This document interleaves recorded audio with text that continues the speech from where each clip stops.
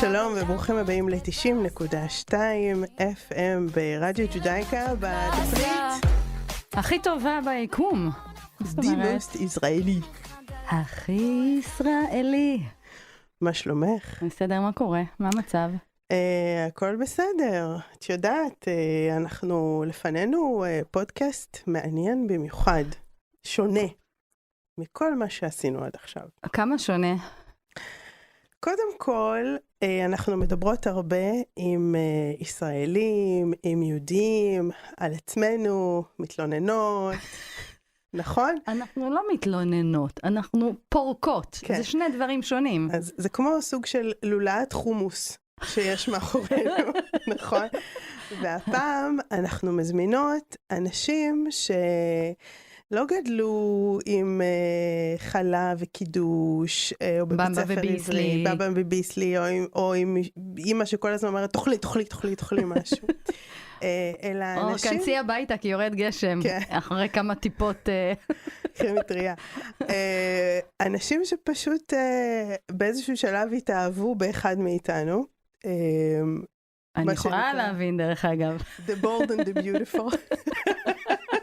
אבל זה באמת אומץ להיכנס ככה, להתאהב, להיכנס ולהחליט שאתה חלק נכון. אז אמיצים או משוגעים. ונרצה באמת היום לפתח קצת איך זה להיות חלק מהקהילה. איך זה להיות לא יהודי בתוך קהילה יהודית ולפעמים ישראלית. נכון.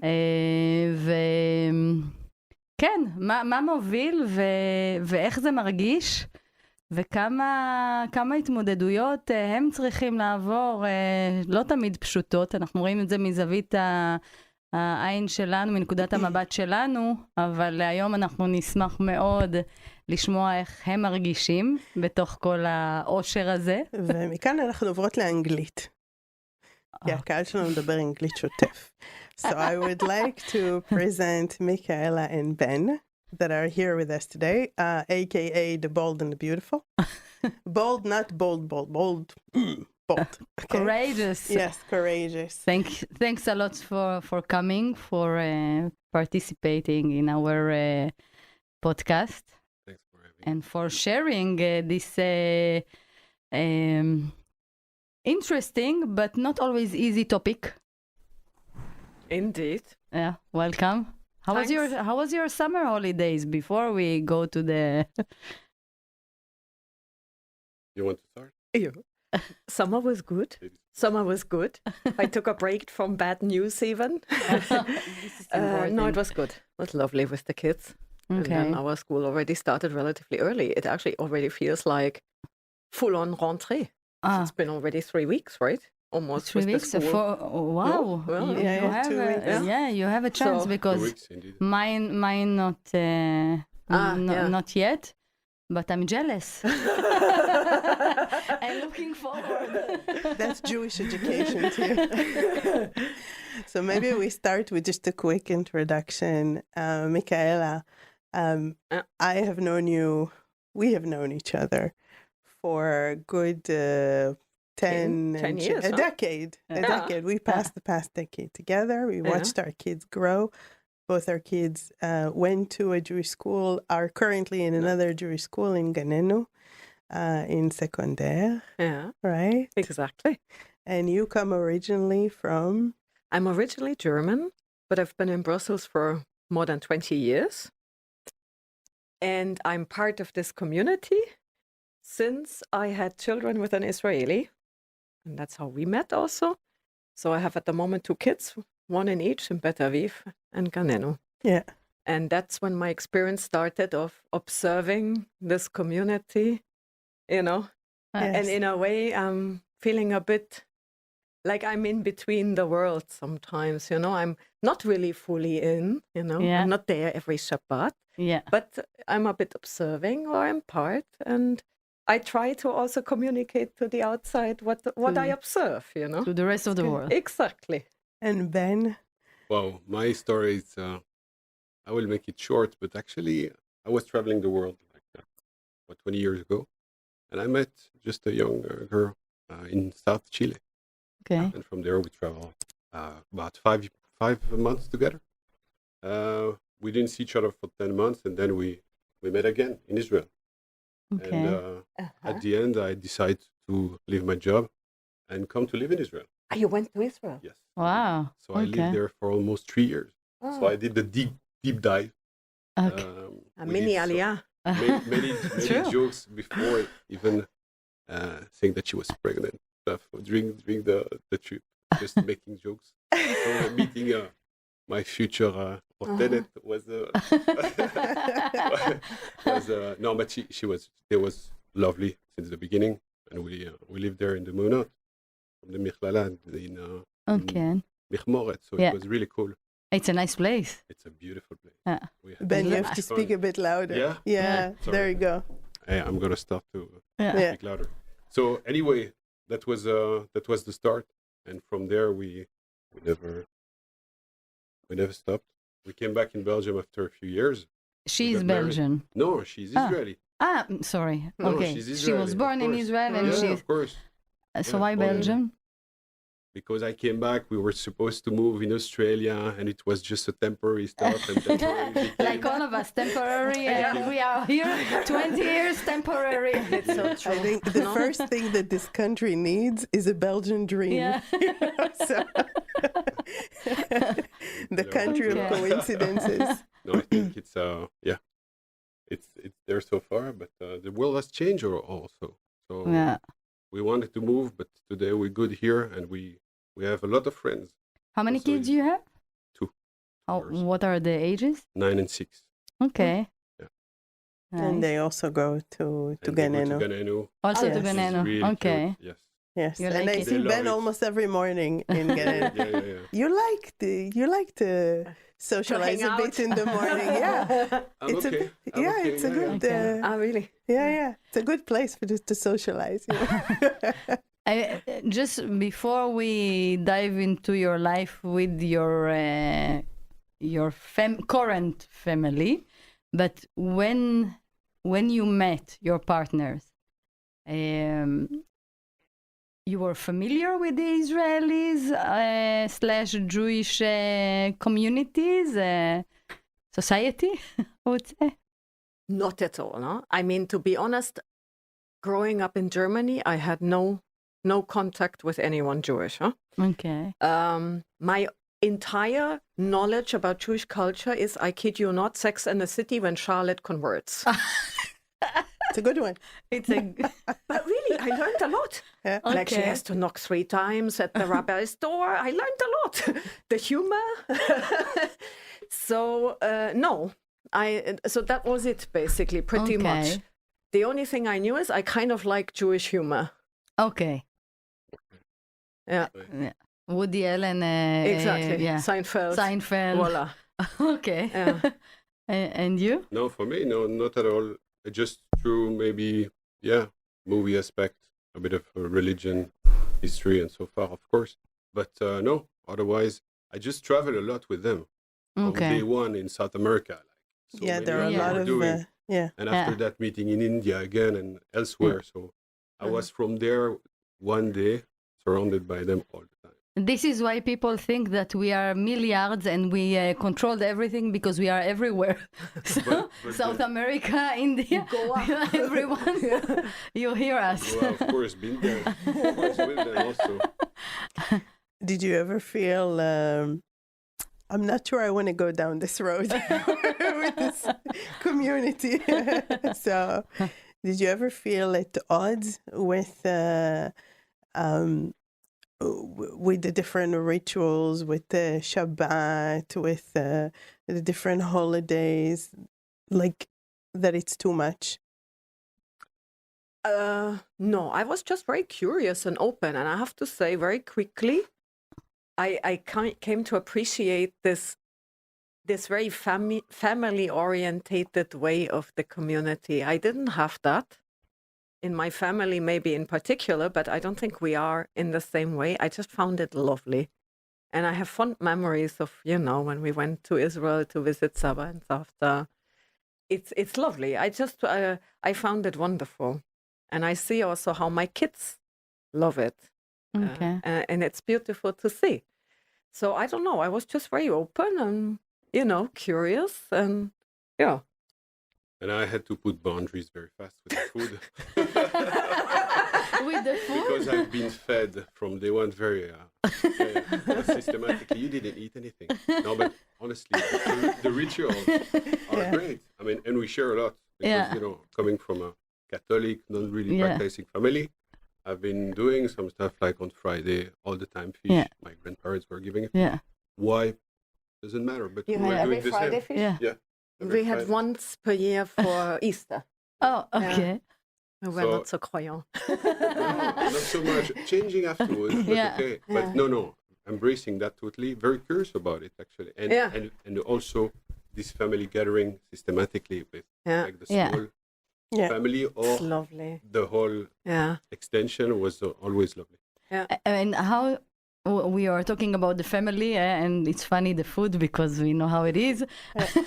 But when you first came as the boyfriend, the girlfriend, not even just the family, how the people around, how they accepted you, because it's very delicate, you know. We are open-minded, but people always have, I think, everywhere something to say. How did you feel? Well, I was not only the non-Jewish, I was German. With all what it meant, with all the baggage. We put it all on you. But frankly, I cannot recall any memory of this being weird. Maybe it was more in my head. Okay. That I thought this was going to be a problem. I was wonderfully welcomed by the parents, and it was also not a problem for them, which, was...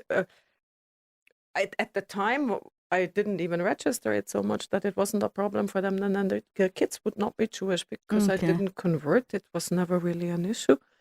So I don't know, with hindsight, I'm like, this was actually all very smooth. Good. All the German coming. You had some German. Did you have some German jokes? Of course. You're the only guilt-free German there is. Out of all the guilt Germans, I get this one. Although I do think I have my fair share of guilt as well. Me, honestly, I've been welcomed so nicely. I have more friends today in Israel than I have, I think, in Belgium, to be honest, like really close ones. Really? Because living this, like surrounded by those students in an open area like that, diving, surfing, doing barbecue together all the time, being outside, discovering the country, was so cool. He did it right. And also in a great place, because the beach there, it's amazing. You should write a guide how to integrate the fun how to do it the right way. And no, it's okay. Okay. How surprised were you that on Friday night there is fish, chicken, and meat also?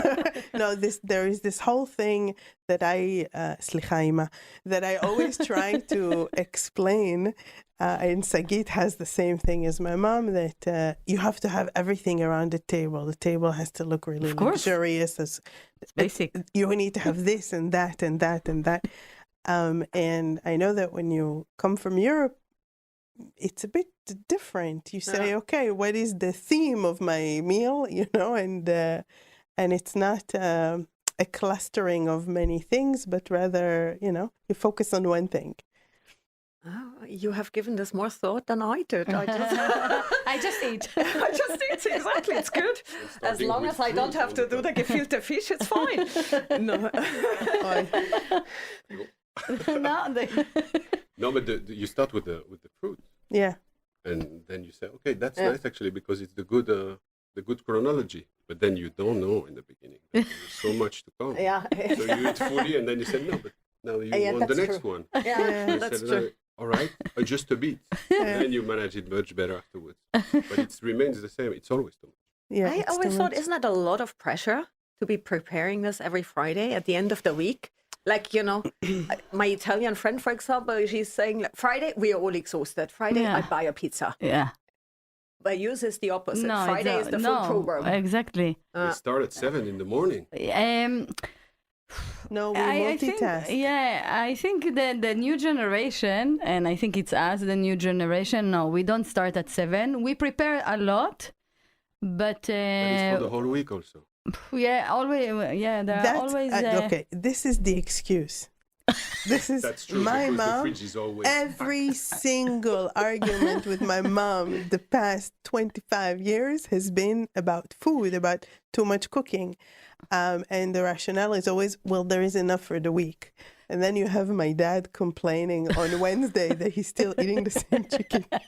So I can't see it anymore. I think it's not for it's not the reason for the whole week. I think, and this is the honest, that you want everyone to have to find something themselves. to find themselves. in the That table. we spoke about it in the past here, and I said that one of my French teacher once saw me cooking. And she said, Sagit, what are you doing? I said, I have a dinner today with friends. How many people you will have? I said, oh, no, today we only 6.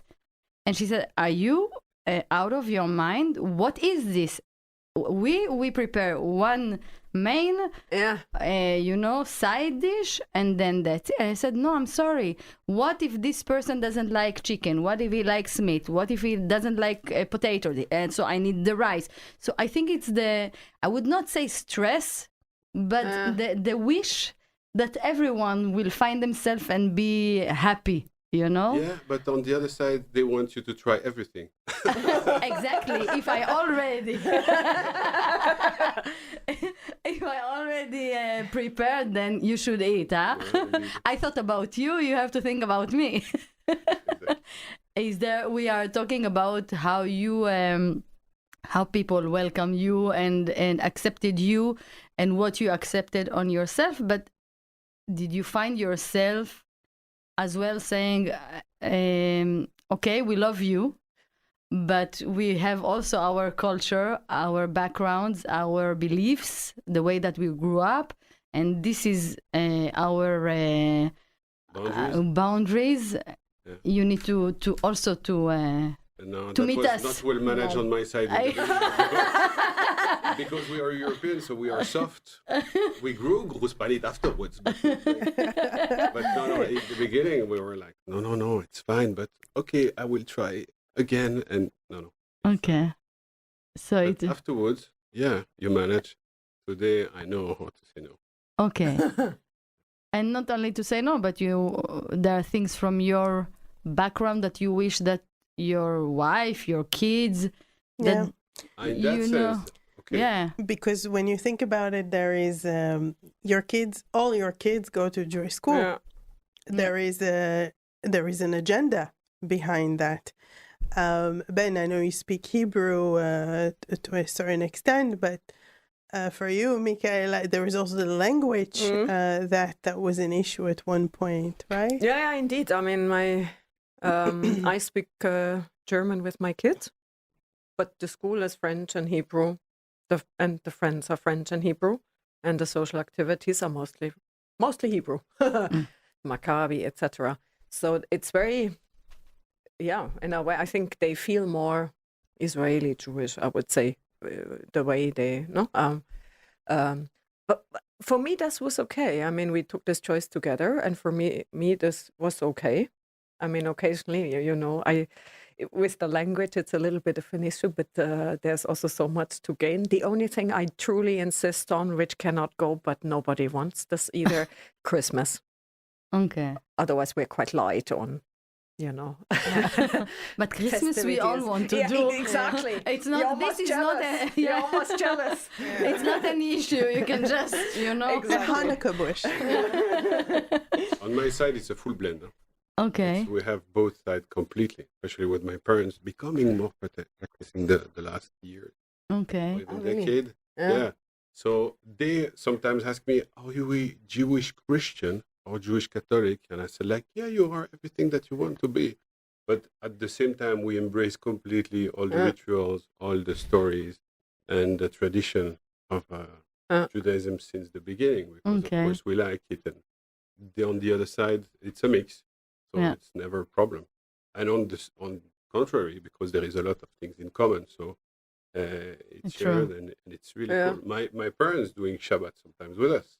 Oh, And nice. they completely embrace as well doing, איזה כיף. with the bread and the wine. They're very cool. Absolutely, because it has been done somehow. Yeah. Also, We go to the church and then we do Shabbat. For kids, that's a long day. Them only, yeah. A bit of a self-reflection point. Do you see us as we see ourselves? I was always interested and curious about, you kind of have a feeling on how the Jewish community perceives itself in terms of impact that it has. For instance, I'll give you an example. When I lived in the United States, people were saying when the president was elected, yeah, he's good for Israel. He's good. Doesn't matter if he's good for the United States, he's good for Israel, So, he got elected. He's good for the Jewish community of Florida. They voted. But, and even here, there is a level of perception in terms of how we see ourselves. Are we seeing an accurate representation of ourselves, or do you have a whole different view? Image of... Ben is dying to talk. It's a huge trap, actually, as a question. No, I think you don't. Mm-hmm. But at the same time, I think you're self-aware about many things, whether you want to talk about it or really to see that in there or not, that I don't know. But on the other side, I think, for many things, we actually don't see you as the way you see yourself, that's for sure.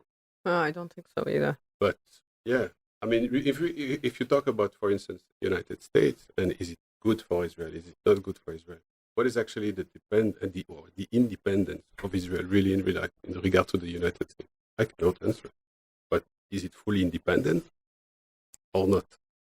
It's a good question. So why would you ask yourself, is it good for Israel or not? If you are fully independent, then you don't care. Is it? Am I right? I don't know. But why you ask yourself the question? Do I care about the president of France?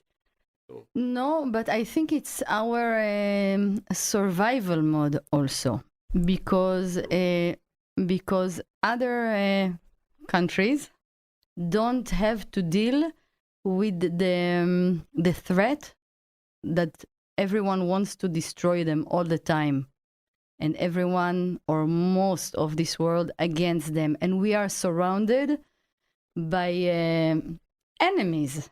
So we know, as an Israeli, you wake up, you hear the news, and you hear immediately in the news, good morning, Boker Tov, Iran, Iraq, Saudi, they all want to kill you soon. Yes.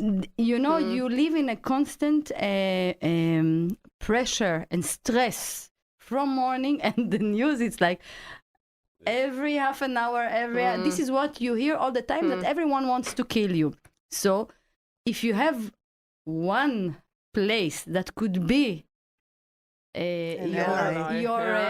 someone to protect you and to be there for you in case of need, this is why it's important for us. Definitely. And it's a strong place. So it's a bit like the unwelcomed kid, the non-cool kid that is counting his friends or her friends. Oh yeah, she's my friend, she likes me. Oh, he likes me. Oh, she likes me. I think that this is a bit it's like that. Yeah. It's not that we don't know that if it would be necessary, we can stand alone. No, but it's always good. But it's always good to have someone. I think it's human. Yeah. Everyone wants to know that they are not alone, that there is someone. Maybe to add on that, what I've experienced is that the community is really not very visible to the rest of the world, but also the community likes to tell itself that you're a bit special. Like Itai was always counting the percentage of Jewish people amongst the Nobel Prize winners, for example. But you know, these kind of these are things. hard facts. Like like there's this little pride in it, and you're closed in a way, and the outside doesn't see a lot. But you nurture a little bit your own how could we improve pride. it? Because we're very open. How could we improve it? I mean, frankly, I understand that, especially now, say the past 2 years, you don't want to be out there. But I think you don't know just how little people that have no contact like us with this community know about your life, or know that you are there, or know, like, I don't know, team member from my handball team. I dropped her off her house right next to Bet Aviv, and she asks me, that must be some posh school here. I always see the guards. Do you know more? Completely unaware, you know? And I said, well, it happened, so my kid goes there, and it's not actually because it's posh. Really? Like, you see, and also with my colleagues, when I tell them that, you know, for me, that was, you know, when the kids started to go to school, and I see the school, which, okay, I'm not sugarcoating, it looks more like a ghetto than a school, let's be honest. For me, that was a shock. It was really a shock. Yeah, I can understand that, of course. But do you think it's they are exaggerating, or No, this is what you thought when? No, from my point of view, okay. You know, that's more the perception again. We were talking about that. I don't perceive the same fear or the same threat. Oh, really? Yeah. This is fascinating. And I'm sure that I'm already biased because I've been living for the last 19 years with the Jewish community and in Israel and so on. And yet, especially here, in Israel, it's something different, because then it's completely you don't feel the threat the same way at all. But here, I don't feel the same. You don't feel the threat? No, I don't feel the threat like this. Let's open this formally. And because the threat as general, okay, you have threats specifically. The generalization of fear. Because there is a reason. We will not get into deep and security issues, okay? But I will, but I will say it from example from this morning, and this is also when you said you are close, we are also scared. My daughter, my older daughter, she's almost 15. She wanted to go with the shomer, with her madrichim today to the hostages. To the march. Telemar. It's true. It was today. It was today. And I said, okay, how you get there? Finally, I took her, but I said, but how do you come back? And in the beginning, I didn't say it. And she said, I don't know. I said, okay, but you need to tell me how you come back and that you don't come back. Mama, I cannot promise you that people will come with me. I said, no. And then I said, you have to understand.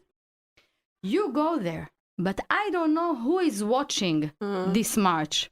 And I don't know that after this march, you will get out from there alone and someone will follow you. Now, these things can happen. And we are worried.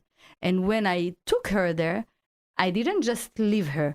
I walked with her because I couldn't come with the car, and parked until she gets there. And you know what? When I saw them, it was not a huge group.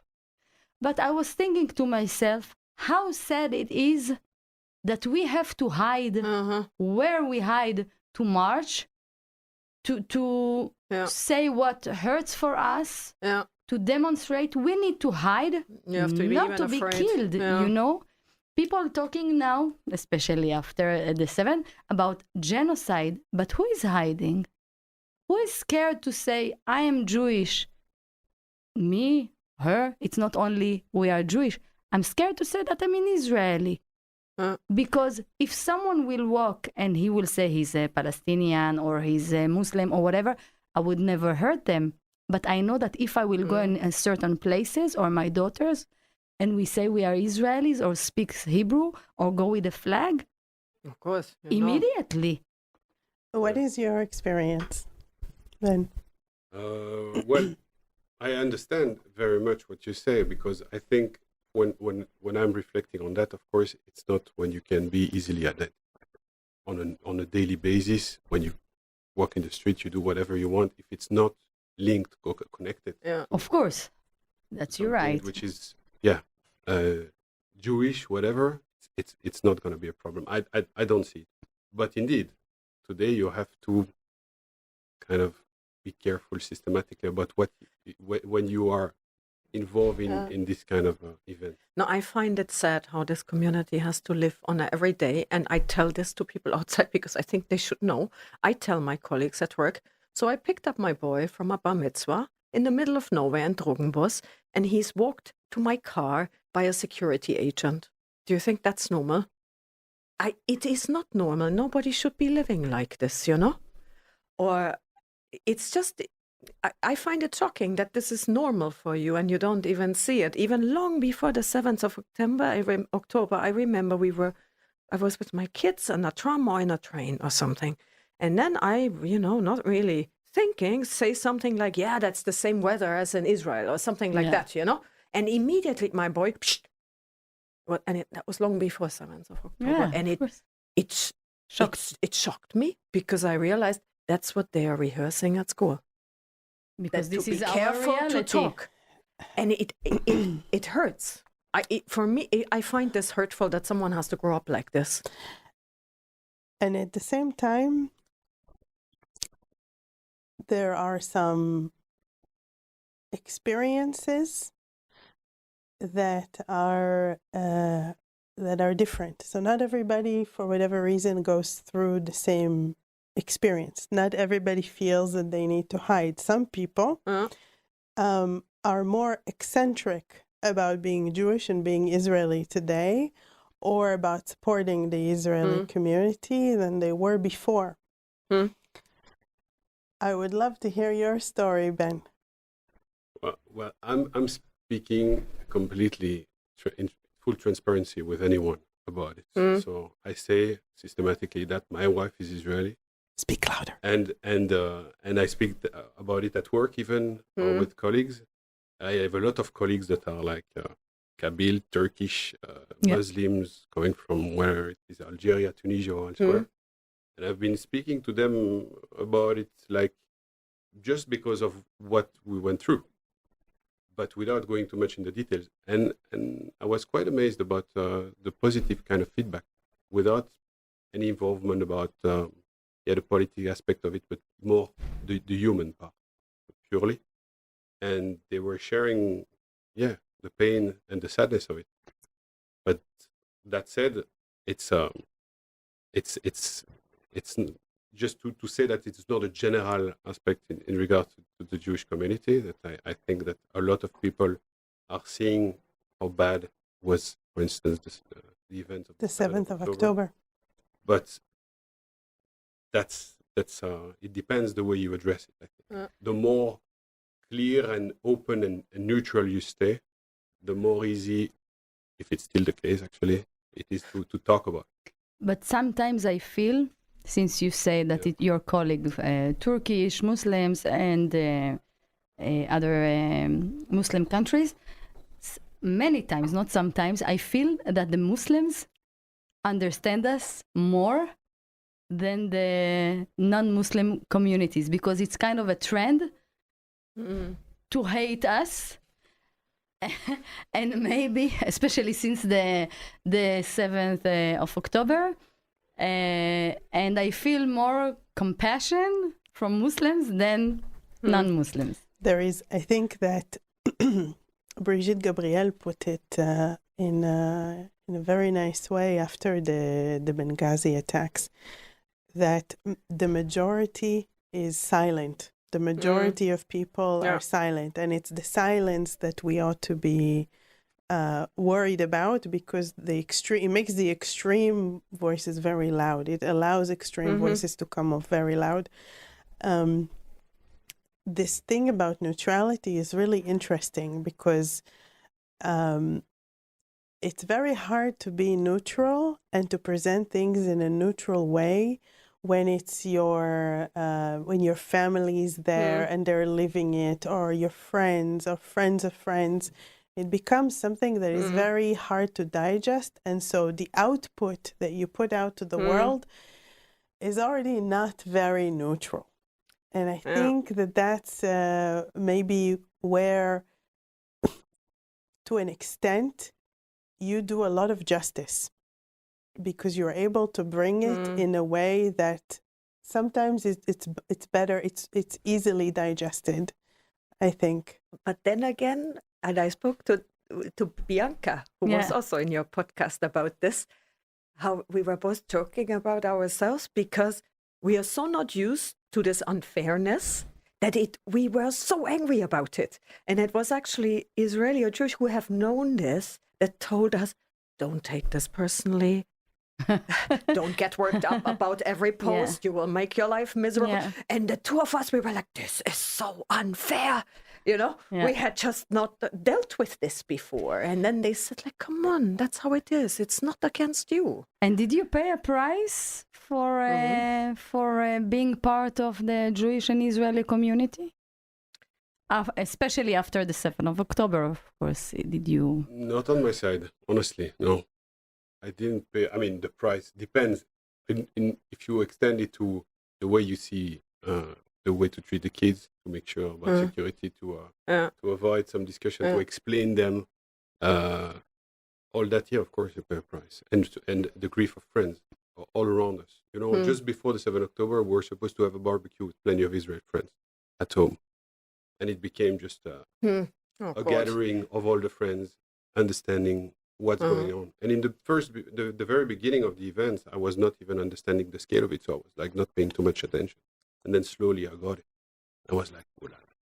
And from being shocked about how did that it could happen even in Israel. Like, wow, the land of security and so on, with so much better security, for instance, in that back than you can have here. And then this happened. Well, afterwards, you know, the anger comes in. I was also not, right or objective to it. Yeah. And then it changed also. And I said, whoa, it's going to be a serious payback. But you don't know what to expect. You don't know what's going to go on. And so of course you pay a price. You pay a price on a daily basis today. I think it will be in everyone's head and feeling and action. But you're not living in fear. No, no. And friendships with colleagues, friendships with non-Jewish. I avoid some let's say contact with Spring. No, so polite. It was very so polite. Exactly. He said. I have to be so. It's just because I think a lot of people don't understand. Yeah. Okay. They just don't understand the. Yeah. I mean, everything is super complex. Okay, it's been there with like so long, but they don't know. And then we have Michaella. We will treat the fact that Greta yesterday announced that she's coming back, but Michaella comes from. I was part of a bit the climate leftish part of the EU bubble, one could say. And I could, on the 7th of October, same day, we had a WhatsApp group of, different staff in the European Commission that was pushing more climate change action. And on the 7th of October, I read the words ethnic cleansing and apartheid on the same day. It's shocking, and I lost quite a few friends and acquaintances from these groups. And so what I came to conclude is it's hard to talk to a certain part of people that live in this colonialism mindset. It's impossible to reach them. But there are many more, like you said, when you talk in a human and balanced way, that understand, I had good reactions from colleagues who want to hear how it is. And some don't know, and you can't blame them for them, I think, because I still remember how it was when I had no link with this community. I didn't know anything either. And sometimes I wonder, how would I perceive this conflict if I had nothing to do? Would I also start like, the babies, I don't even know, I was in these leftish parts. I'm glad that I got this chance to get to know this side. I can't even vouch for myself. Maybe I would sound the same, Yeah.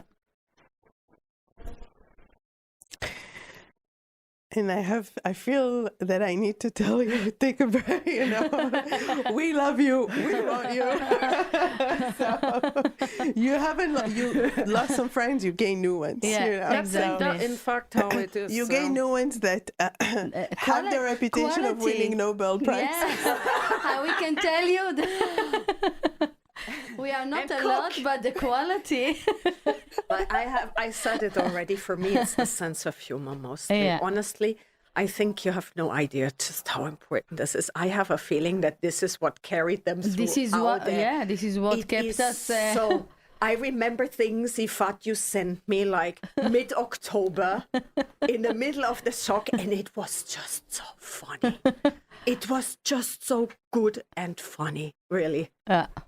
We have to keep laughing, and in also, the Jewish says, מצווה גדולה להיות בשמחה.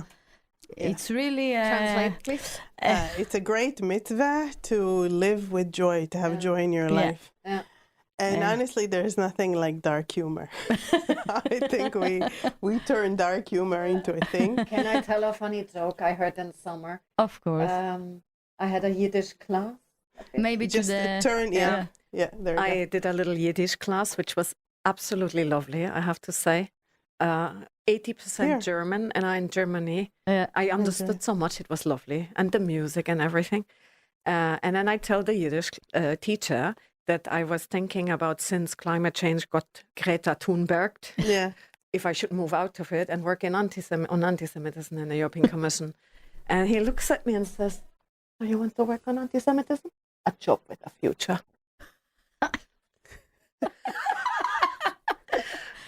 So, yeah. And with this... And what kind of recommendations would you give? Because we're about to close, and we just wanted a bit of an insight in how you see the future. What kind of words of wisdom would you share with the Jewish community about what we could do to better integrate here? Because eventually we're not going anywhere. And we're going to win a few more Nobel Prizes. Yes, and the Eurovision. The Eurovision. Oh my God. And how do you see... what do you wish for yourself, for us, for your kids, for for everyone? It's not only I'm actually pleasantly surprised you just said so firmly, we're not going anywhere. Of course not. Because frankly, I started to think, are they not, I guess even some people in the US right now, when's the moment to leave? I really thought that the community is starting to think about, what is this going to be in 10 years from now? No?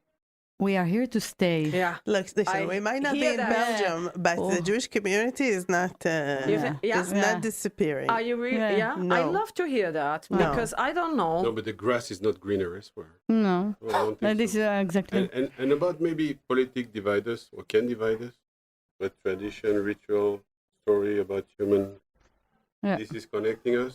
So I would say embrace that much more, whether you're from any... with less religion, maybe more tradition, more ritual, but maybe with less religion, then less issue. But, find the common denominator and reinforce Get back to basic, about how to behave to each other, tolerance, compassion, and so on. Which I think it's gonna be a really good start if we can be kind to each other. Yeah, exactly. And if I knew, not naive though. No, being kind, it doesn't mean you need to be naive. If I just knew how to be more because I said that I feel that outside nobody knows about you and how you live, but I'm afraid I don't even know what I could say, what you could do in a way to be more present there. I don't even know, if I could recommend be out, because maybe it's too dangerous at the moment. I'm not sure, but it's just something that I realized, that you don't exist in a person's mind that has no connection to this community, I think. And I don't know, they don't notice all these news. And then I share with them, I said, do you remember there was this football match that they had to cancel because nobody could guarantee the security? And I don't know, this Flemish journalist, there were a few things, that was last year. And then my boss looked at me and said, wow, if you put it like this and sum it all up, I wasn't aware of all of this, They are not aware. Once you tell them, they are empathic, they are empathic. So we need to be louder. We need to be louder. Yeah, we need to be louder. But there is a message in what Ben said that I do want to take. Because also, if I go around and I ask now people, do you remember the dispute between India and Pakistan a few months ago and why it started? Does anyone remember? And these are two, second world, I don't think that it has to do with Judaism. I just think that it has to do with people living in their world, living in their bubble, being surrounded by a lot of news, and they have to prioritize what they listen to. It's not because they don't know that they're anti-Semitic or anti. And I think that that's something that I will take with me, perspective. And I would not say you, because I feel part of everyone in the world, So I don't make any difference. The differences between... It's just like the people that feels like that. Anyone. Thank you for coming here today. Thanks a lot for sharing. For sharing and for supporting the Jewish community. So I wish I could give you like free tickets to an event. As soon as we put together an event, you will be our guest of honor. Thank you for coming. Thank you for taking part. Thank you for supporting the community. And thank you for the perspective of today. We really, really appreciate you coming here. And we wish you all the best. Thank you. ותודה שהייתם איתנו כאן בהכי ישראלי, 90.2 FM ברדיו ג'ודאיקה, הרדיו הטוב בעולם, כפי ששגית נוהגת לציין. אני עכשיו מקשיבה לילדים שמפריעים לנו בהקלטה, שימשיכו, אבל מפריעים לנו בהקלטה. יאללה, ביי. ביי, להתראות.